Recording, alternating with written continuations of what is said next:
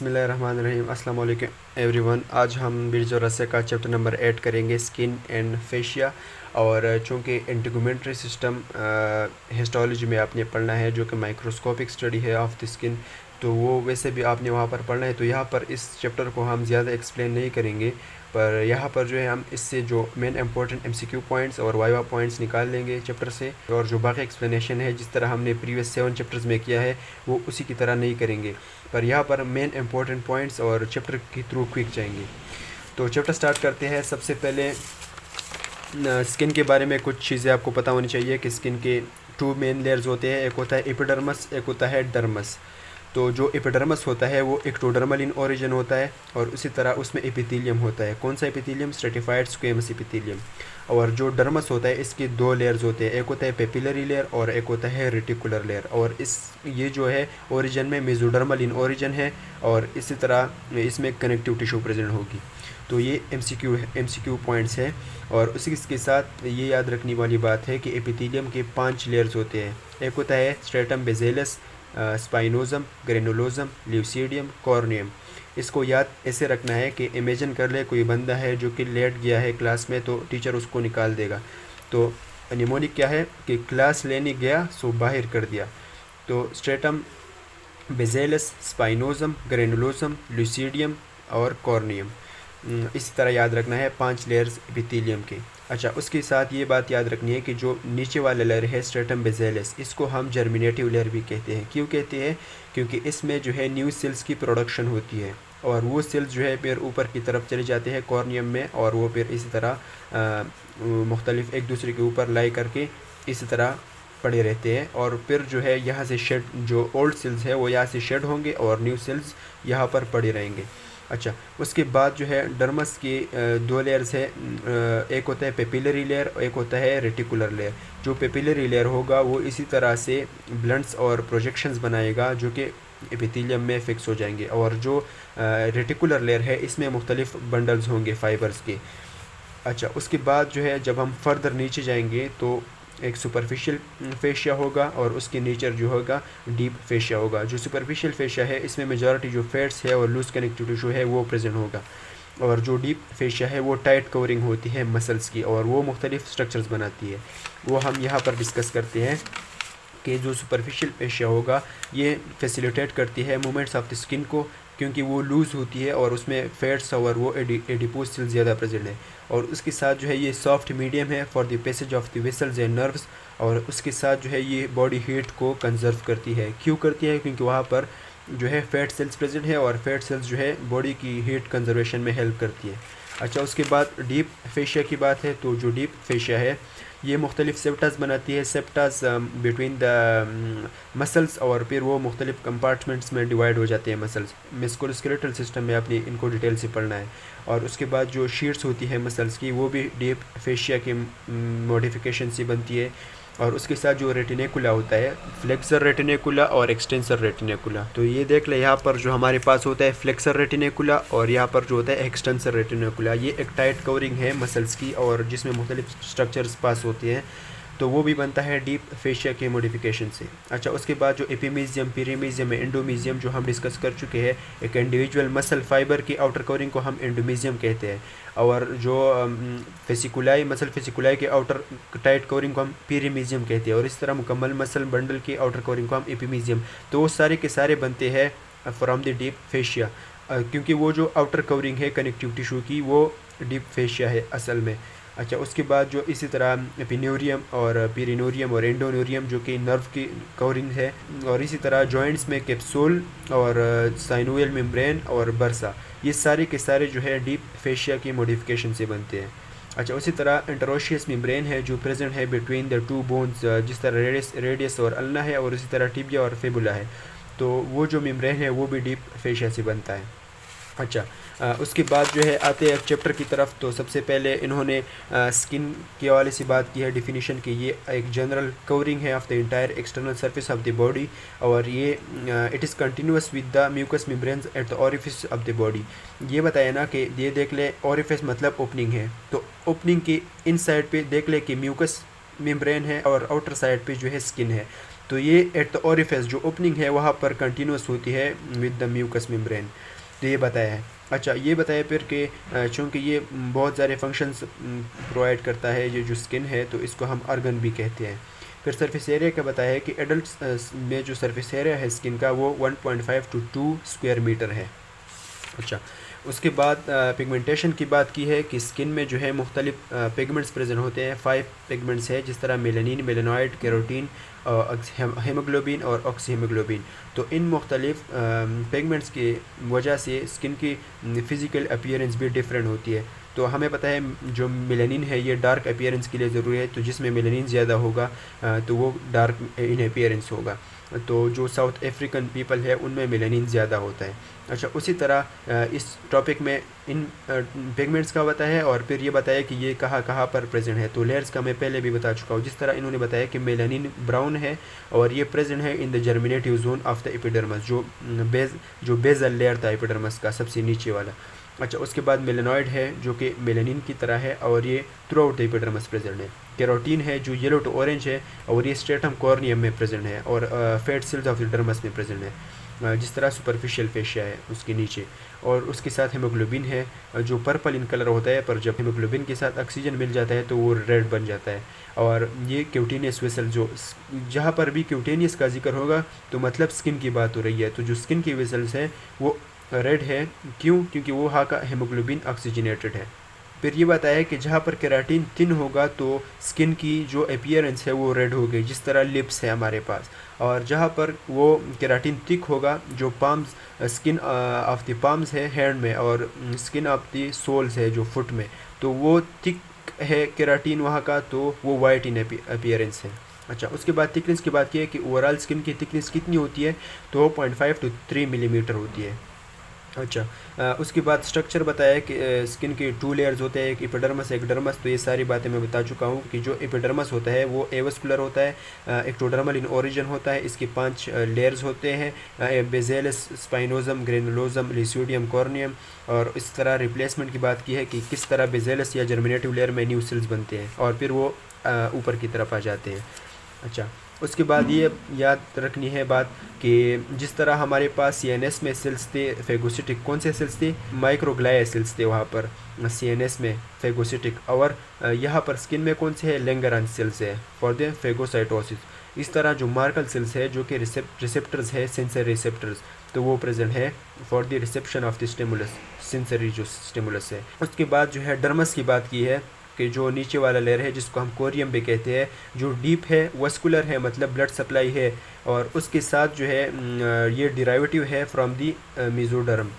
अच्छा, उसके बाद ये बताया कि इसके 2 लेयर्स होता है, आउटर पेपिलरी लेयर होता है और नीचे वाला रेटिकुलर लेयर होता है। जो पेपिलरी लेयर होता है वो तो मिल जाता है विद द एपिथेलियम, पर जो रेटिकुलर लेयर होता है उसमें चूँकि बंडल्स प्रेजेंट है और वही बंडल्स जिस तरह अरेंज होंगे तो उन्हीं की बिना पर जो है फिर जो स्किन है उसमें मुख्तलिफ लाइंस प्रेजेंट होते हैं। जिस तरह ये है, ये देख ले जो है जो हमारे पास पाम में लाइंस प्रेजेंट है जिस तरह यहाँ पर, और ये देख ले। तो ये सारी लाइंस किस वजह से है कि रेटिकुलर लेयर में कैसे प्रेजेंट है वो जो बंडल्स ऑफ दी फाइबर्स है वो कैसे अरेंज है, तो जैसे वो अरेंज होंगे उसी की तरह जो है लाइंस बनेंगे skin of the palm of the hand में। अच्छा, उसके बाद जो है यही सरफेस इरेगुलरिटीज़ की बात की है कि टेंशन लाइंस और ये सारा, तो इसको मैं नहीं एक्सप्लेन करूँगा। और इसकी तरह फिंगरप्रिंट्स की बात है। अच्छा, फिर कंपैरिजन की है between the thick and thin skin. तो थिक स्किन वो जो कि प्रेजेंट है इन द पाम और इसी तरह in the sole of the foot, और जो थिन स्किन है जो कि all over the body present है। तो इन दोनों में क्या क्या डिफरेंसेस होंगे कि जो थिक स्किन होगा इसमें सारे के सारे एपिडर्मस के लेयर्स प्रेजेंट होंगे, जो 5 के 5 लेयर्स होंगे, और जो थिन स्किन होगा उसमें 3 तो प्रेजेंट होंगे, बेजेल, स्पाइनोजम, ग्रेनुलोजम, पर जो सबसे आउटर है कॉर्नियम वो 3 होगा, और इसी तरह जो ल्यूसीडियम होगा वो एब्सेंट होगा। अच्छा, उसी तरह जो है एपिडर्मल रिजिस की बात की है तो थिक स्किन में देख ले रिजिस जो है वो प्रेजेंट है मुख्तलिफ, और थिन स्किन में जो है वो एब्सेंट होते हैं।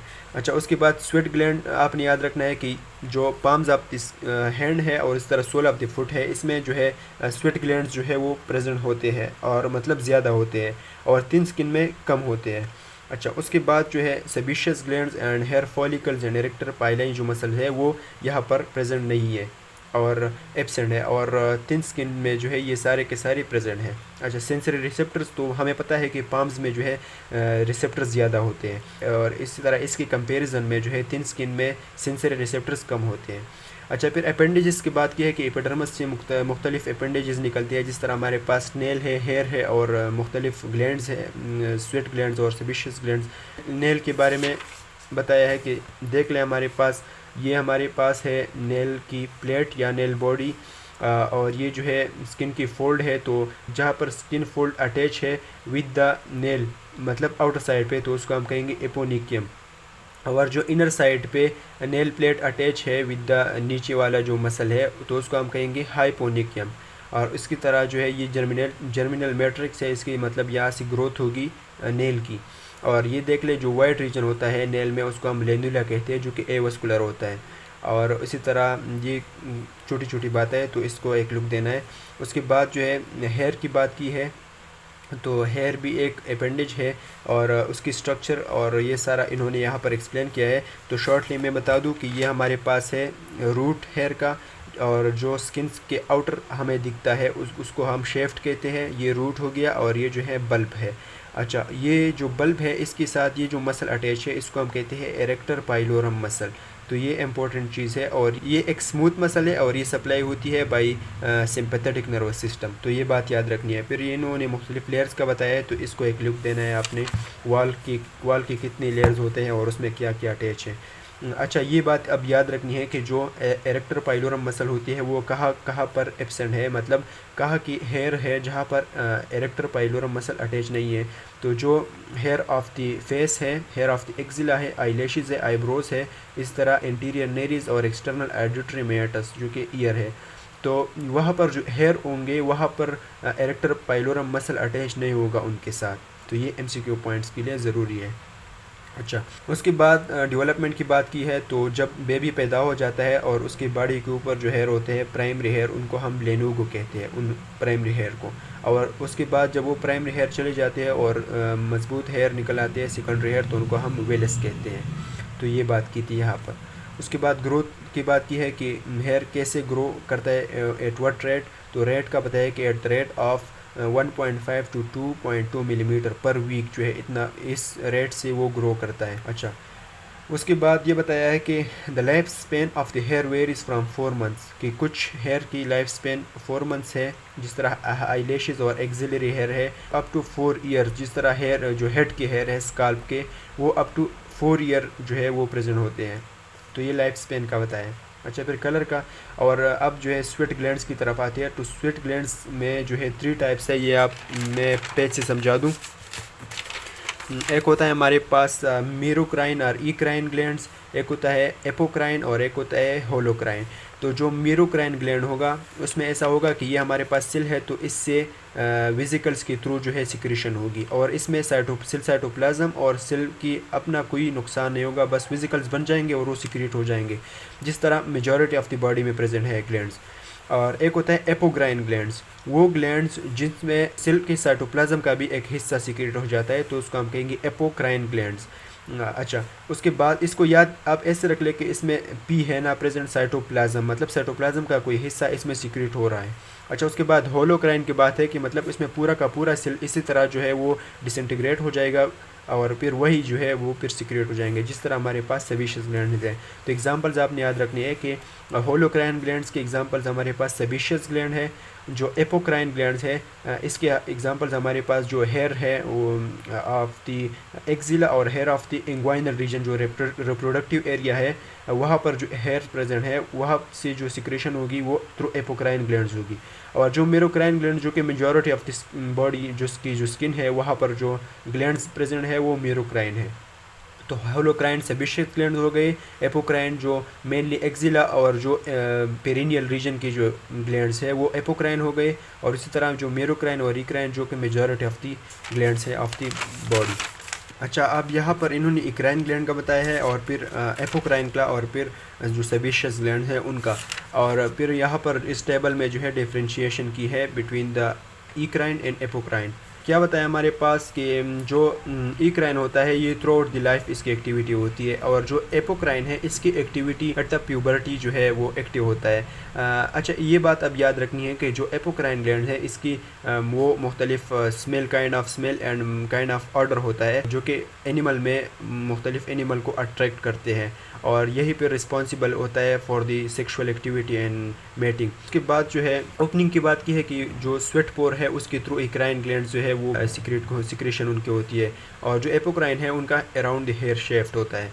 अच्छा, फंक्शन की बात की है तो जो इक्राइन ग्लैंड्स हैं जो कि प्रेजेंट है मेजॉरिटी ऑफ द बॉडी में, तो वो टेम्परेचर को मेंटेन करते हैं, और जो एपोक्राइन है वो पिक्यूलियर ऑर्डर को प्रोवाइड करता है, और फिर उसी के थ्रू जो है एनिमल्स जो है वो सेक्सुअली उनकी अट्रैक्शन होती है। अच्छा, उसके बाद जो है नर्वस कंट्रोल की बात है, तो ये जो हमने बताया था ना ऑटोनॉमिक नर्वस सिस्टम में कि जो एक्सेप्शंस थे हमारे पास कि जो पोस्ट गैंग्लियनिक फाइबर्स है सिंपैथेटिक फाइबर्स के, वो जो है हमारे पास एड्रेनर्जिक है, पर हमारे पास कुछ ऐसे स्ट्रक्चर्स है जो कि कोलिनर्जिक है। तो उनमें हमारे पास स्वेट ग्लैंड था और स्केलेटल मसल के वेसल्स थे, और उसके साथ जो एरेक्टर पाइलोरम मसल था तो वो कोलिनर्जिक थे। अब देख ले यहाँ पर कि हमारे पास जो इक्राइन ग्लैंड्स है वो तो वही कोलिनर्जिक है, पर जो एपोक्राइन ग्लैंड्स है वो एड्रेनर्जिक है हमारे पास, ये बात अब याद रखनी है। अच्छा, उसके बाद सिक्रेशन की बात की है तो वाटरी एंड साल्ट सिक्रेशन करते हैं, और ये जो है biscuit with lipids and protein, जिसमें एक मुख्तलिफ ऑर्डर या स्मेल भी होगा। अच्छा, उसके बाद जो है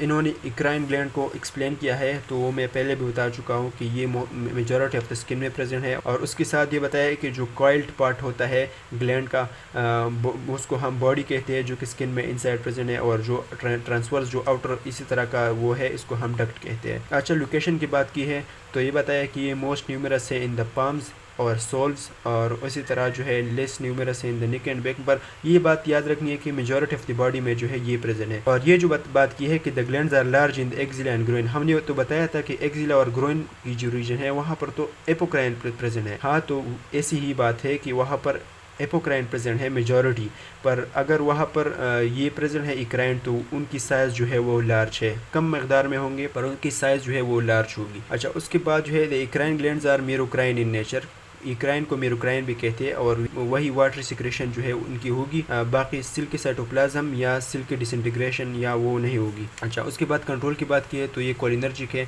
और फंक्शन की बात की है कि ये हीट को, बॉडी टेम्परेचर को ये, और एवापोरेशन ऑफ द स्वेट, इन सारी चीज़ों को जो है ये रेगुलेट करता है। अच्छा, उसके बाद जो है एपोक्राइन ग्लैंड्स को बताया कि ये जो है आल्सो साइटोप्लाज्म का पार्ट भी सिक्रेट करेगा। ये सारे MCQ पॉइंट्स में बता रहा हूँ, ठीक है। तो ये जो है एपोक्राइन ग्लैंड्स हैं, और ये कहाँ पर है, कन्फाइंड टू द एक्सिला, जो एक्सिला है हाथ के नीचे का जो रीजन है चेस्ट के साथ, तो वहाँ पर, और उसके साथ जो ग्रोइन रीजन है जो कि रिप्रोडक्टिव ऑर्गन के पास जो रीजन है वहाँ पर, और उसके साथ जो आईलिड्स है वहाँ पर, और nipples and areola of the breast, और उसके साथ जो पेरिनियल रीजन जो मैं बता चुका हूँ, और उसके साथ एक्सटर्नल जेनिटेलिया। तो ये जो रीजन है यहाँ पर एपोक्राइन ग्लैंड्स प्रेजेंट होगी, इनका एक कैरेक्टरिस्टिक ऑर्डर होता है। और यही बताया कि ये अब याद रखने वाली बात है, और इस पे MCQ आया भी है प्रीवियस पेपर्स में कि जो क्रोमिनस ग्लैंड्स है एक्सटर्नल ऑडिटरी मेटस का, वो जो है एपोक्राइन है। अच्छा, उसके बाद नर्वस कंट्रोल तो ये मैं बता चुका हूँ कि एड्रेनर्जिक है। फंक्शंस की बात की है कि ये in animals they produce chemical signals, जिस तरह फेरोमोन्स इस कहते हैं, मुख्तलिफ ऑर्डर है, और ये फिर इंपॉर्टेंट है for the courtship and social behaviour, तो ये जो है याद रखनी है। अच्छा, उसके बाद जो है ये बताया कि नॉर्मल ह्यूमन बींग से कितनी मिलीलीटर ऑफ द फ्लूइड जो है उनकी डेली लॉस होती है, तो ये बताया on the average 1 litre of the sweat is secreted per day.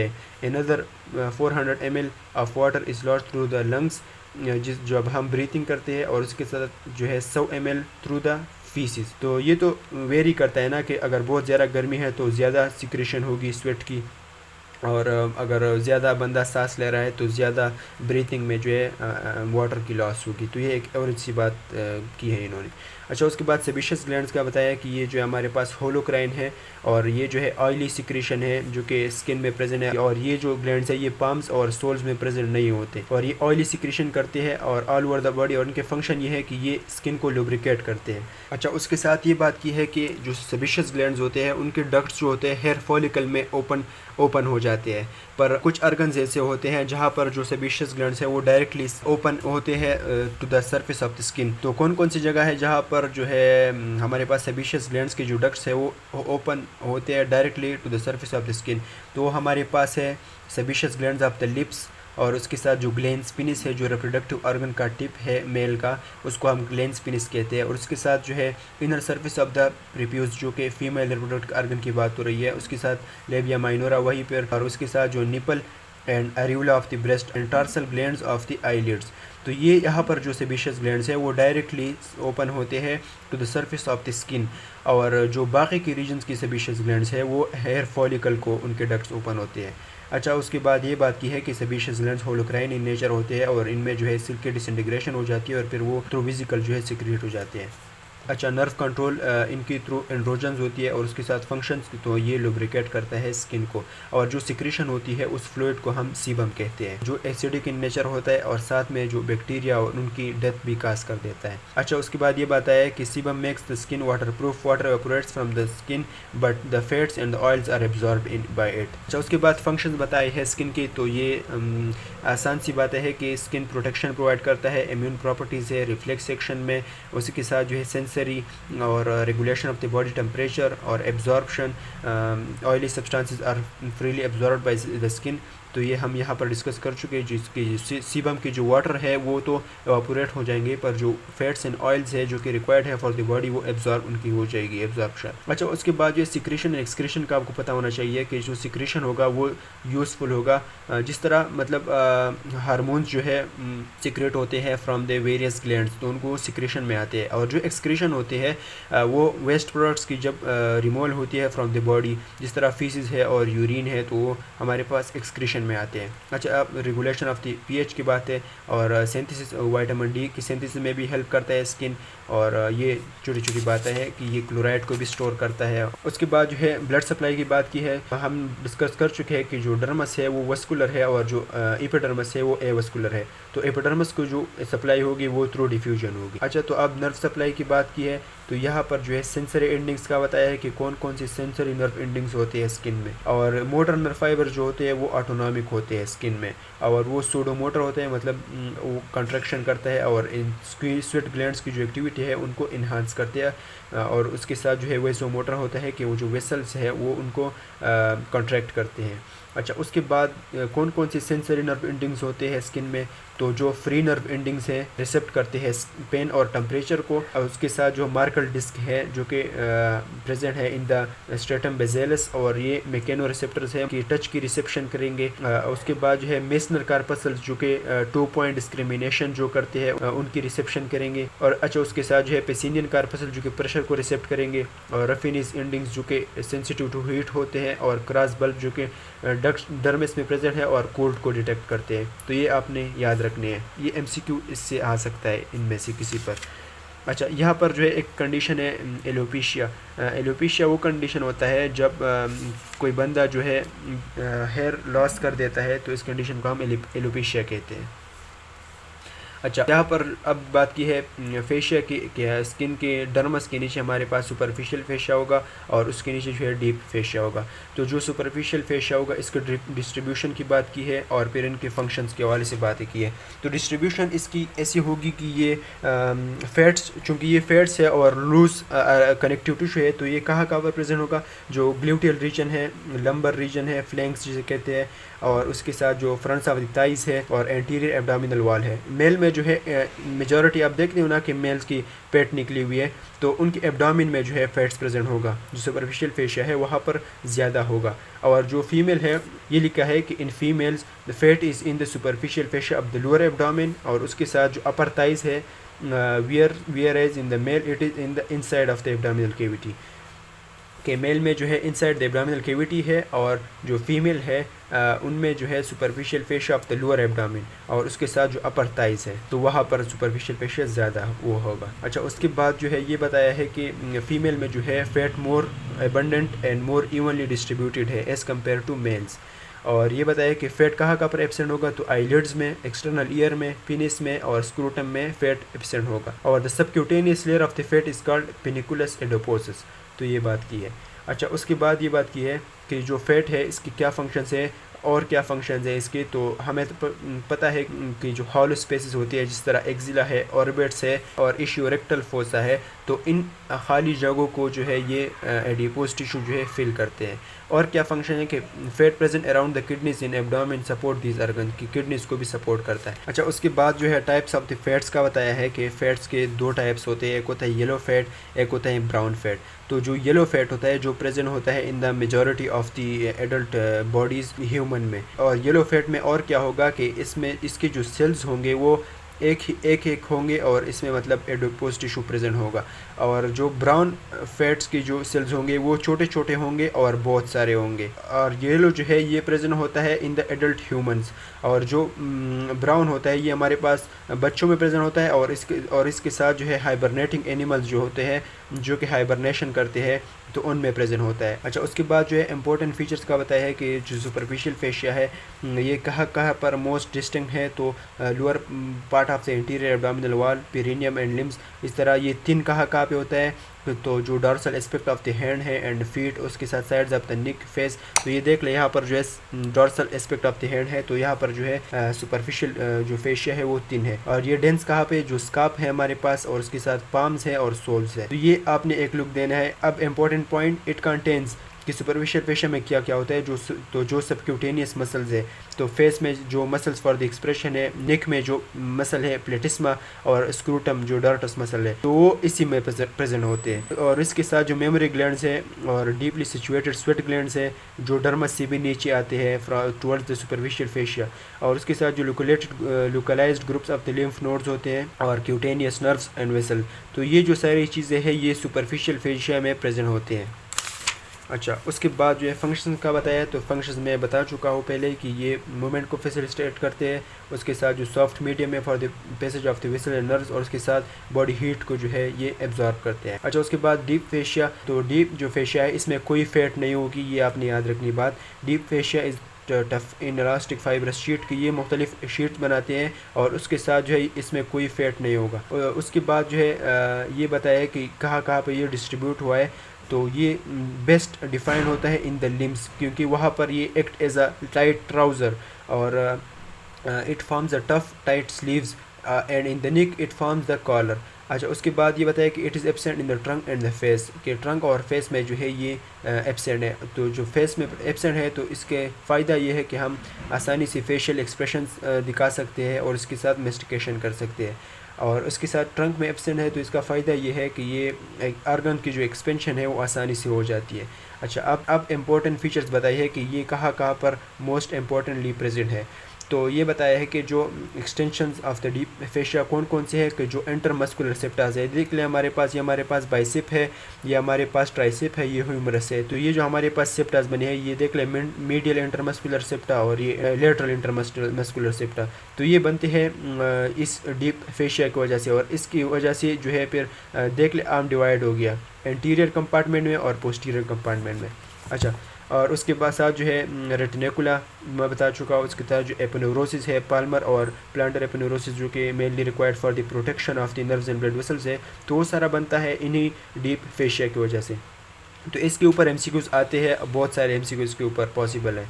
तो आसान आते हैं कि जो कौन कौन सी चीज़ें डीप फेशिया से बनती है, तो मैं यहाँ पर एक्सप्लेन कर चुका हूँ कि जो इंटरमस्कुलर सेप्टास है और उससे जो शीट्स है मसल्स की, और रेटिनेकुला, एपिनोरोसिस और एपिमीजियम, पेरिमीजियम, एंडोमीजियम, और इसके साथ एपिनोरियम, पेरिनोरियम, एंडोनोरियम, और इसके साथ जॉइंट का कैप्सूल, साइनोवियल मेम्ब्रेन, बर्सा और इंटरोशस मेम्ब्रेन।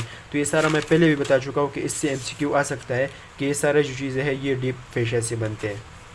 अच्छा, फिर ये फंक्शंस इन्होंने बताए तो ये हम डिस्कस कर चुके हैं। तो उसके साथ जो है हमारा चैप्टर ख़त्म हो जाता है। ये देख ले आप कि जो चैप्टर नंबर 9 है, अब ये it is about the connective tissue. तो कनेक्टिव टिशू को आप हिस्टोलॉजी में डिटेल से पढ़ चुके हैं कि कनेक्टिव टिशू क्या है और इसके टाइप्स क्या है। तो ये तकरीबन 3 पेजेस का चैप्टर है, तो इसकी अगर यहाँ पर आप स्किप करते हैं तो कोई ख़ास ज़रूरत भी नहीं है।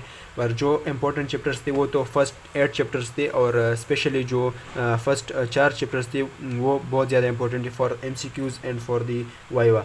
तो वो सारा हम कर चुके हैं। बेसिकली जो BD चौरासिया का जो बुक है ये चूँकि जनरल एनाटॉमी है और ये बेसिक नॉलेज है अबाउट द बॉडी, तो आपको वैसे भी पता होना चाहिए ना, हर इंसान को पता होना चाहिए जो मेडिकल स्टूडेंट है कि उसकी बॉडी की एनाटॉमी क्या है। तो इसको आपने सीखना है for the knowledge, not for the MCQs and for those things. तो हम जो है अब तक 8 चैप्टर्स कर चुके हैं और इसके साथ जो है हमारा वीडियो ख़त्म हो गया। मैंने कोशिश भी की थी कि मैं इसको अच्छे से प्रेजेंट कर दूं, और चूँकि मेरा फ़र्स्ट टाइम था तो मेरी भी काफ़ी लर्निंग हुई है। तो मैं अगर फ्यूचर में और लेक्चर्स बनाऊंगा इंशाल्लाह, तो मैं कोशिश करूंगा कि मैं और ज़्यादा डायग्राम्स यूज़ करूं और उसके साथ जो है बेहतर तरीके में और ड्राइंग्स, डायग्राम्स और वो सारा प्रेजेंट करूँ आपको। तो उम्मीद है आपको वीडियोस अच्छी लगी होंगी। उसके साथ जो है आपने एक काम करना है कि दोस्तों के साथ और क्लासमेट्स के साथ शेयर करना है, जितना भी फ़र्स्ट ईयर है। तो इससे ये होगा कि जो जिस काम के लिए बनाई थी वीडियोस तो वो पूरा हो जाएगा। अच्छा, उसके साथ जो है मैं बता दूं कि please give me your feedback in comment section. और बस ये कहना था, लास्ट तक देखने के लिए शुक्रिया। अल्लाह हाफ़िज़।